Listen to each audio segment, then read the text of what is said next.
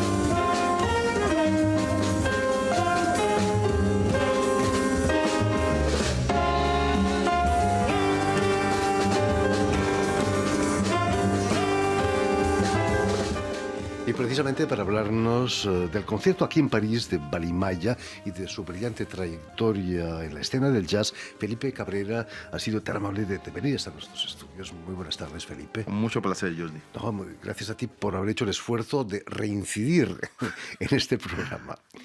Permíteme que recuerde a nuestros oyentes que has nacido en La Habana, en el barrio de Cayo Hueso, en 1961, y que la lengua de tu infancia no era el mandinga, era la música, ¿no? Exactamente. ¿Estaba en la calle la música ahí en Cayo Hueso? Sí, por supuesto. Ese barrio, como te conté una vez, es donde vivía cuando yo estaba ahí. Los Zafiros. Formel vivía por ahí en ese barrio también. Una cantidad de músicos tremendas que vivían en ese barrio de Cayo Hueso. Porque eso es Centro Habana, muy pegado. Es decir, es el límite de Centro Habana con el Vedado. Es decir, que no está lejos del Vedado. Y bueno, ahí hay muchos grupos que ensayaban en Cayo Hueso. Frente de mi casa ensayaba una comparsa que no sé si existe todavía, de los carnavales, que se llama Los Componedores.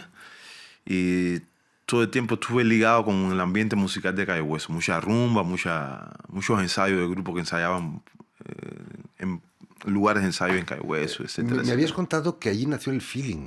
¿Es cierto eso? Sí, sí, yo vivo en la calle de Ánimas. La calle de Ánimas es una calle muy larga que llega hasta otro barrio que no es Cayo Hueso, sigue por ahí para allá, creo que es San Leopoldo, pero del lado derecho hay una cosa que ahora se conoce mucho por el callejón de Hamel,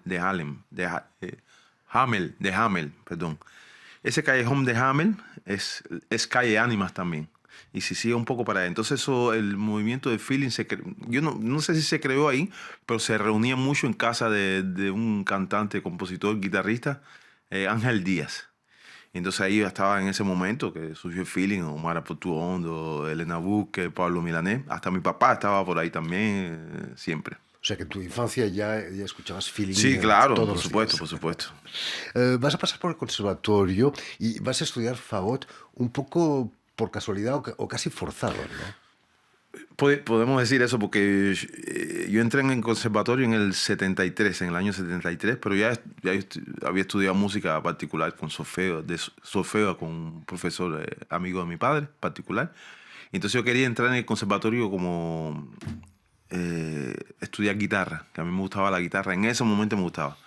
Pero no había plaza. Es decir, no es que no había plaza, es que querían, cosas que no lo veo mal, querían desarrollar, había una política de desarrollar otros instrumentos que estaban con muy bajo nivel de alumnos, que como el fagot, el oboe, la trompa, es decir, el corno, no me acuerdo cómo se dice en francés.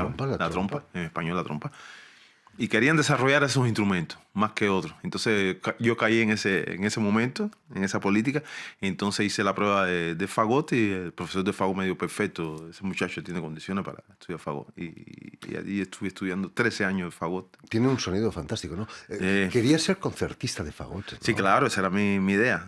músico clásico total. Pero por ahí se cruzó Gonzalo Rubalcaba. Pues que exactamente. Se acabó la carrera del porque, solista. Porque estábamos en la escuela juntos, ¿no? Entonces siempre estábamos tocando, pero hay que decir bien que la gente lo sabe bien, la gente de mi generación, que en ese momento si tú te hacías sorprender en la escuela tocando música popular, te botaban de la escuela. Era como el anticristo. Ibas a tener problemas. Entonces nosotros ensayábamos escondidos, ensayábamos escondidos en la escuela. Y Gonzalo sabía que tocaba un poco de bajo, pero bueno, con una técnica mala, de bajo eléctrico en ese caso. Y un día había un espacio y me llamó para tocar en su grupo. Y eso duró 14 años después. No hay nada mejor para estimular vocaciones que prohibir algo, ¿no? Exactamente. No, porque había una especie de... Es decir, es bueno saber que en ese momento estaban los rusos, ¿entiendes? Entonces había una política que le digo entre guiones, ¿no? Entre comillas, no es para hablar mal ni bien, de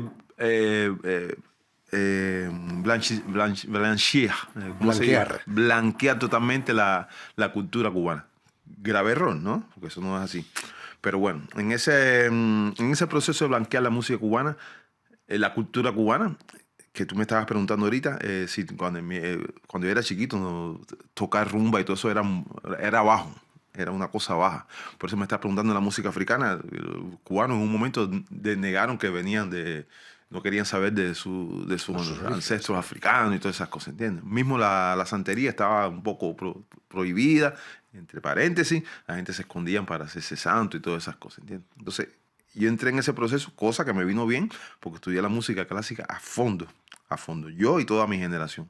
Es decir, la vida de todos los compositores más conocidos y los menos conocidos, la vida íntegra de cada compositor, cómo hicieron esto, cómo hicieron lo otro, cómo cambiaron de estilo, cómo pasaron. Es decir, yo puedo escuchar una música y decirte qué compositor es, qué clásico, hasta en qué momento iba al baño y todas esas cosas, ¿entiendes? Es importante para un músico tener esa base clásica. Es muy importante, ¿no? Es muy importante. No sé si es bueno cuando fue obligatoria o si es bueno hacerlo espontáneamente, pero para mí fue una buena base y fue muy, muy bueno para cuando entré aquí en Francia, sobre todo. Y finalmente volviste a la guitarra, aunque fuera el bajo, ¿no? Al bajo. Sí, no sé, no volví porque nunca lo había tocado, ¿no? Pero me gustaba.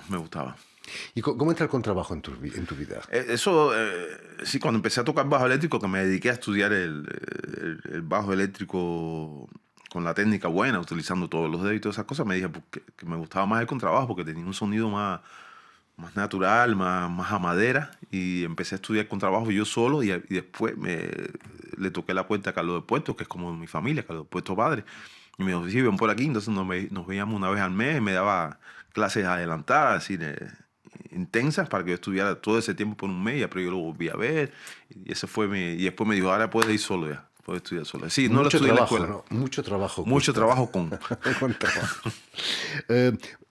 Tiene la ventaja el bajo eléctrico, que es más transportable que esa era la ventaja, pero son dos instrumentos que parece que es lo mismo, pero no es exactamente lo mismo. ¿Cómo se siente el contrabajista de una formación de jazz latino? Es quizás el que no puede entrar en el taxi, no puede subir al autobús. Esa parte es un poco complicada. Yo después, hace unos años, he decidido no viajar más con mi contrabajo, ¿no? Porque es muy incómodo. Te encuentras como frases como una madre con el niño, mira el gran violín, la gran guitarra, cosas así. Y aparte que te dan golpe al instrumento y se te rompe el instrumento y cuesta más caro de lo que tú ganas en 10 conciertos, ¿no? Por supuesto. Te habrán pasado miles de aventuras, ¿no? Con el contrabajo. ¿Te acuerdas de alguna? Sí. Por ejemplo, me dicen que Dave Holland dejó el contrabajo muy pegado estaba en una andén de tren. Y cuando el tren pasa, crea una especie de cajón, de aire, y lo tenía muy pegado y se metió el contrabajo imagínate tú, qué desastre. A la vía. Eso dicen, sí, creó un cajón de aire y el contrabajo lo absorbió y pues, es terrible porque... Pero lo que pasa es que al mismo tiempo, como eso sucede, se han desarrollado mucho las gestiones del backline. Donde quiera, cualquier lugar donde tú vas ahora, existe un backline de condiciones con mucha calidad. Entonces, ya tú ves mucho menos los contrabajistas ahora en la calle con su contrabajo. No sé que sea música clásica que tocan con Sí, su instrumento. la música barroca también. Sí, exactamente. Pero y entonces están poniendo unas multas muy grandes, SNCF, a la gente que va con su contrabajo. Así que tienes que ir con tu contrabajo y comprar Un billete para él. un billete para la silla. No está mal, eso puede no. ser cara la cosa. Con Gonzalo Rubalcaba vas a pasar 14 años, ¿no? 14 años pasé con Gonzalito. Ahí, Viajando por todo el mundo. por el mundo entero. Por el mundo entero. ¿Grammys también? ¿Algún Grammy también cayó? Dos nominaciones. Imagínate. Con Gonzalo. Nunca, estoy muy contento que por primera vez coge su Grammy a su nombre, porque cogió un Grammy antes con Charlie Hayden y ahora viene a coger un Grammy en jazz a su nombre. Estoy muy contento por él. Y a finales del siglo pasado, Felipe, decides instalarte aquí en Francia, donde ya habías tocado. Sí, mucho. Habíamos dado la vuelta a toda Francia, de toda Europa. ¿Cuáles fueron los factores para que te decidieras a Primero un factor de, yo no sé si, yo tuve un contrato con un músico americano que toca piano aquí en Francia para hacer una gira en Francia. Y yo no sé si es porque cada vez que terminamos la gira en los países que antes no eran Schengen o en Francia, siempre entrábamos a tiempo, ¿no? Nunca me pasé un día más, un día menos de la visa. Y yo sé que cuando fui a la embajada de Francia en Cuba, para tener mi visa para esa gira, ese trabajo que tenía en el año 98, bueno, me dijo, ahí en la embajada me dieron en una semana o en 15 días cuando estés ahí, ve a pedir tu carta de CEU por un año. Entonces yo me quedé así. Entonces yo no sé si era una política en ese momento para instalar músicos aquí, no soy yo que sea de tanto nivel, pero músicos de nivel para instalarlos. Así puede ser médico, puede ser científico, cualquier cosa, ¿entiendes? Me dieron la oportunidad. Y en esa oportunidad, es decir, en ese transcurso de menos de un año, nació el primer hijo mío. Entonces decidí que debía estar aquí con él, ¿no? Sí, no es un mito que la Francia es un país de acogida. Al menos lo era, no sé ahora con las circunstancias económicas. Sí. Yo sé que esa primera parte fue muy fácil para mí. Yo estaba sorprendido, pero nunca pensé vivir aquí en Francia, ¿no? Siempre pensé vivir en Cuba. Bueno, no se come mal, ¿no? No, pero no, estoy muy contento, ¿Fue aquí en Francia donde conociste la música africana? No exactamente. Yo, en las giras que tenía con Gonzalo, yo tuve la oportunidad de conocer una periodista inglesa, medio inglesa, medio española, que se llama, muy conocida en el mundo de la música africana, se llama Lucy Durán. Y fue ella la que me empezó a dar cosas. Fue aquel momento de los embajadores con Salif Keita, Manjou y empecé a escuchar eso y dije, bueno, qué bueno está eso, ¿entiendes? Eso yo lo escuchaba antes y cuando, es decir, el tipo de melodía se parece mucho a la música folclórica cubana. Que eso lo pueden dar en la escuela, pero como te dije, que había un proceso de blanqueamiento de todas esas cosas y no estaba enfocado como una cosa importante en Cuba en ese momento, ¿no? Querían que los músicos fueran clásicos, ¿entiendes? Y fue ahí donde empecé a escuchar de verdad la música africana. Conocí a Franco, que no conocía, la música de Franco y todas esas cosas. A Salif Keita no lo conocía. Eso fue en el año 80 y pico que empecé a escuchar la música africana. ¿Cómo vas a conocer a Julian André y al Baina Diabaté, que son los fundadores del grupo Balimaya? André... Pianista, ¿eh? No, Andrés es percusionista. Percusionista, perdón. Julian André.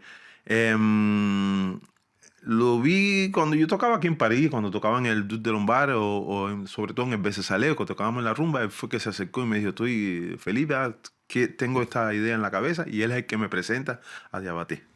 Pero el que se acercó en primero fue Julián. Tocar con ellos, imagino que fue como volver a tus orígenes. ¿Negaste ese blanqueamiento que querían hacer las autoridades? No, eso ya estaba antes ya. Yo tenía ese proceso en la cabeza antes. Porque yo, antes de esto yo había tocado ya con muchos músicos africanos. Con Baba Sissoko, con Mama Sissoko, con el tocador de Ngoni, Moribá.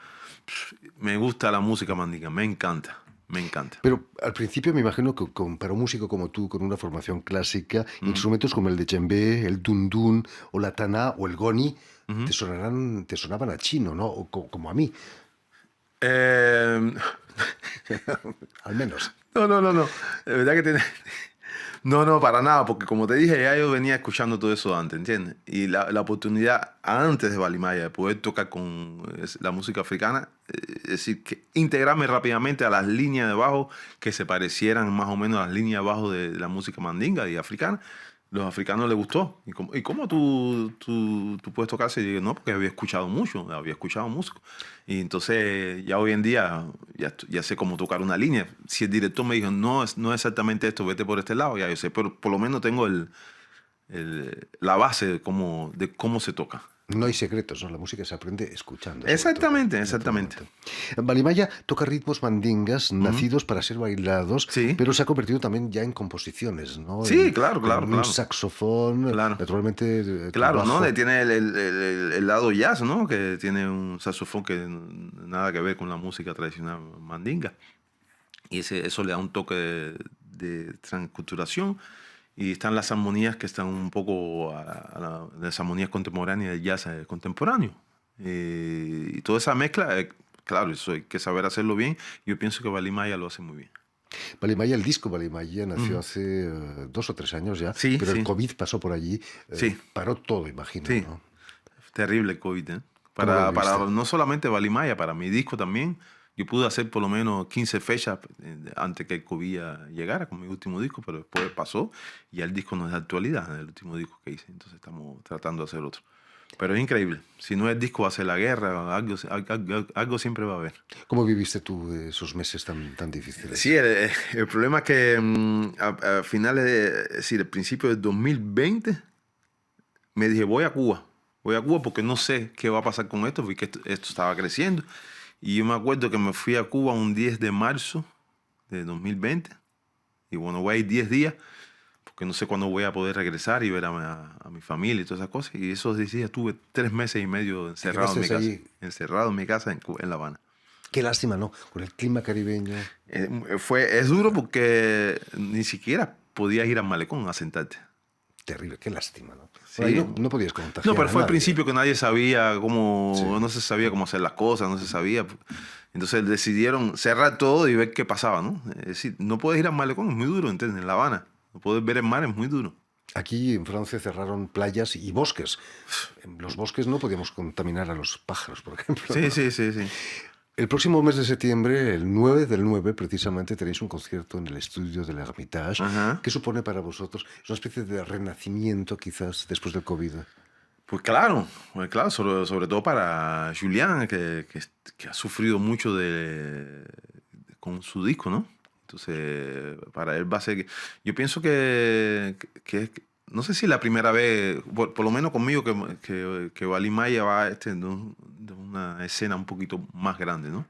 Porque hemos tocado en lugares, pequeños lugares, así, hemos tocado en BC tocamos en un conservatorio de Pierre Layet, es decir, la sala de conciertos, pero esta vez es un concierto más oficial que otra cosa. Una bella sala, el estudio del Y yo pienso que es muy Hermitage. importante para Julián y Balimaya.